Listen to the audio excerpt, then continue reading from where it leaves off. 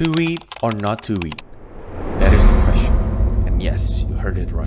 So apparently there's a special flavor in it. That's what they said and that's what they're famous for. I'm a bit nervous though, it's different. So hi, my name is Bryan Ferrysienanda and I'm chef from Indonesia. I was so fortunate enough that I can learn and explore a lot about food when I was staying in the United States, specifically in Chicago. However, at the same time, I'm so mad and disappointed with myself because I haven't really know about my own culture. Therefore, in this episode, I'd like to invite you along to discover the great culture and food of Aceh. So come and explore together with me, Bryan Ferrysienanda and Bryan Kolang. Let's go! Woo!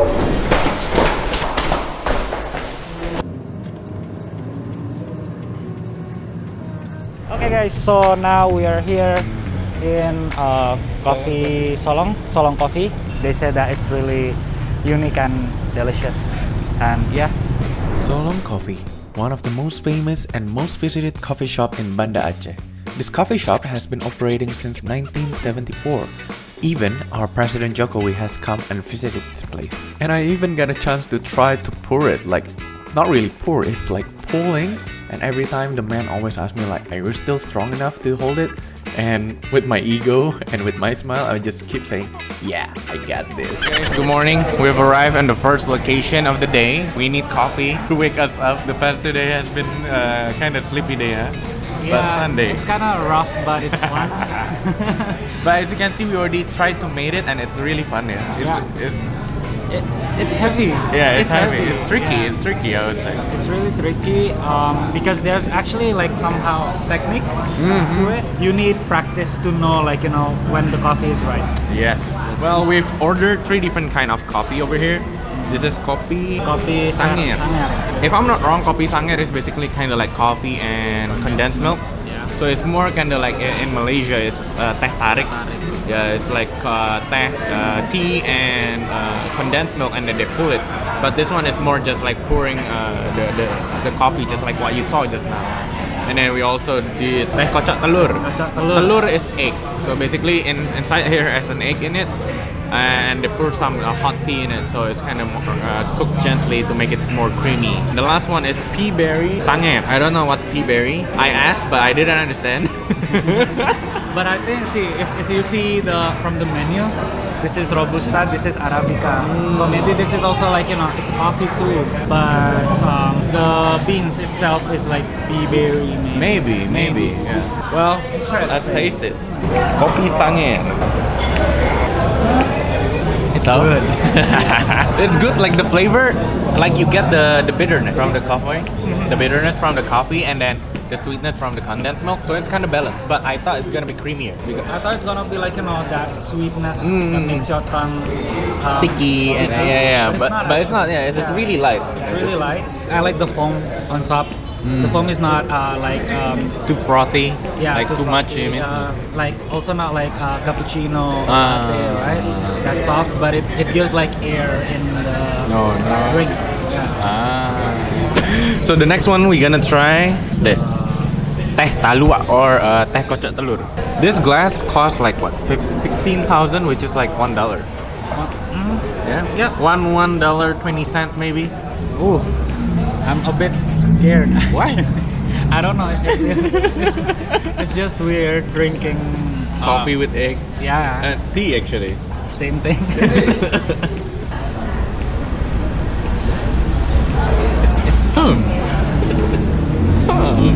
Okay, let me try. You can smell the egg really strong. What you think? Here, let me help. Okay. If I don't have a sense of smell, I think I would like it. I just don't like the eggy smell. I don't like the eggy smell. That's actually what I like. Oh really? Yeah. Oh. Okay. But okay. Continuing that, I love the texture. It's creamy. Creamy, yeah. It's creamy, and when you drink it, like you don't actually taste the egg. Yeah, that's what's good, I think.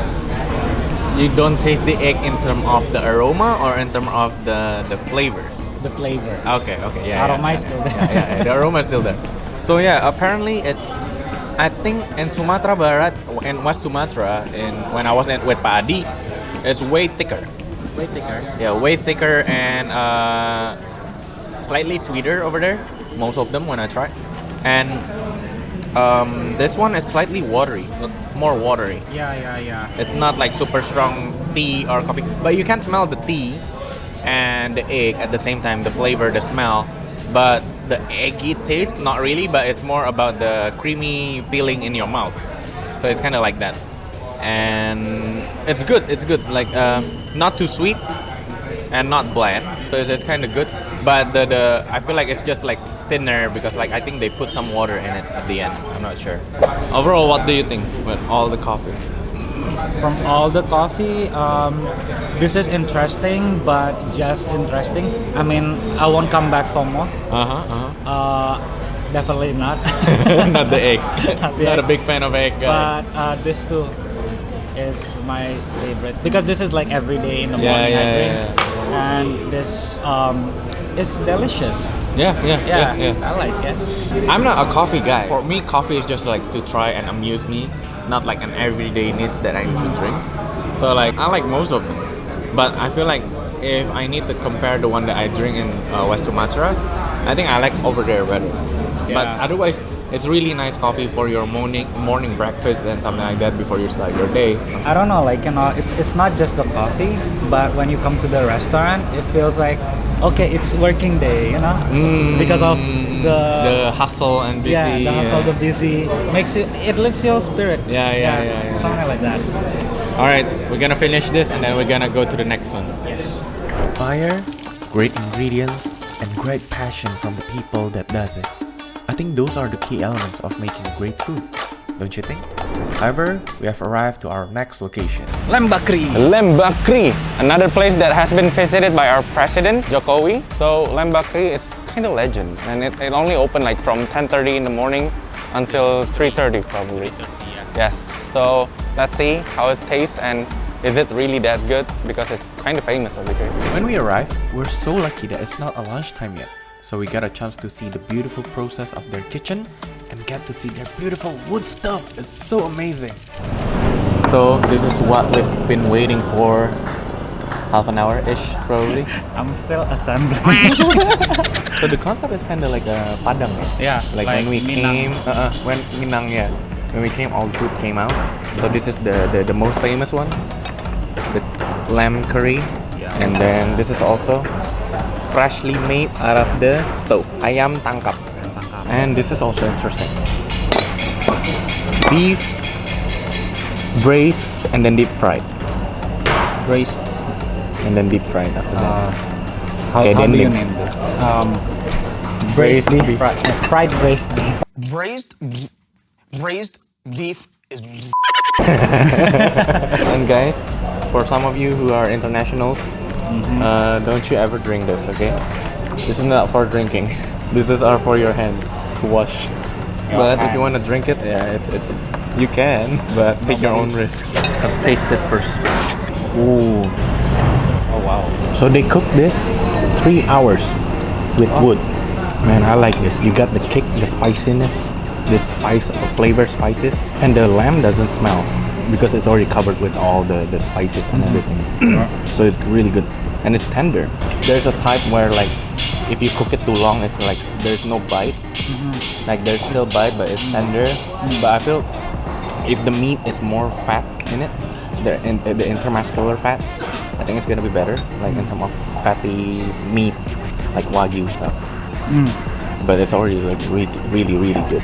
This is really good, yeah. So what I figured, since yesterday we ate the satay, people here in Aceh tend to have meat, but it's not that soft. You still have that chew, right? And it's normal. But even like if it goes like softer, maybe like it's gonna be weird for, I don't know, The texture-wise. texture-wise, because I work in Medan before, and then I gave like a soft texture of meat. They say like, this is not meat. But that's in Medan. I'm not sure like in here, Next, I'm gonna try this ayam tangkap. It's really good. It's really good. Man, this is amazing. Crunchy, juicy, the savory and all the salt are in there, like in the meat. And then they fry it with this curry leaf. So there are two kinds of leaves Pandan leaf and curry leaves. So apparently ayam tangkap is kind of like the Aceh thing. It's like everywhere they have it. They have it here, they have it in ayam pramugari, and they have it also in the other place that we're gonna go later. And the next dish, the fried braised beef. It's just super duper amazing. Look at us. Ooh, I know it. Oh, You I know? tried something like this, but I Yeah? forgot. So this technique is like it's an African food. Really? Yeah, my mom used to make. It's called dole. Dole? Dole. So what we do is like we marinate the meat, but it's usually like lamb. Usually lamb. We marinate the meat with lots of lime, and then also with this coriander. Coriander? Uh-huh. Yeah. Coriander, and then you cook it, and then you put it on the fridge like overnight or maybe 2 nights. yeah. So it has that salty sourness, and then after that you fry it. Yeah, but this I don't think they use coriander, but something else. But the technique is like quite similar. Don't you feel like it's so interesting to see like how the preparation sometimes can match up with between one country to another country, and sometimes the ingredients are shared, or even like sometimes the dish are kind of the same, but having a different name. Yeah, it's how history works. you Yeah, know? yeah, Sometimes like the lost history and culture itself, like we forget where the roots are. But turns out like we got influenced. by it. A lot of influence from other country that comes to this country to that Yeah. country, and people embrace it, and then they start to put it in their food. Yeah. So it's really true that sometimes you can see the culture through food. Don't you guys agree? It's just so magnificent to see how a culture can cross to another culture through food. I love this stuff, man. It's mind-blowing. And if you're confused, here's the owner, Mr. Bakri. And now, off to the next place. Alright guys, so we're already here on this, third place right now? We just ate lunch, but this is after lunch. Tea time. But this is kind of like one of the iconic as well in Aceh. They call it Risali. One of my friends that used to live in Aceh told me to come here. The YouTube that I researched about and all the other as well also recommended over here. President Jokowi also came here a long time ago when he came to Aceh. So let's try it. Risali, another place that has become like an institution over here. A lot of big and famous people have come here to eat. Today, Aziz and I are going to try their seafood special mie Aceh. So, let's see how it tastes.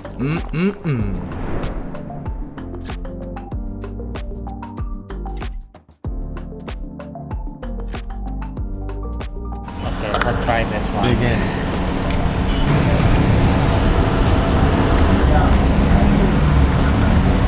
It's so seafoody. Like you can smell the seafood stuff.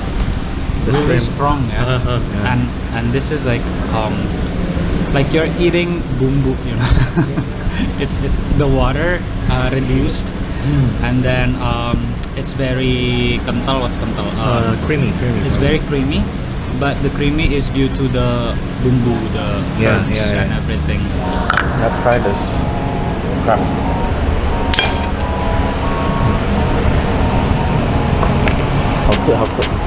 Overall, it tastes really good. It's packed with complex flavor. The bumbu, the seafood, the pickle is just amazing. Moreover, the more we eat at Aceh, the more I see the pattern that Aceh's food is just simple and comforting, yet on point and super delicious. In the next part, after we're having a food coma, we're gonna take a little break from food and explore more about the culture of Aceh.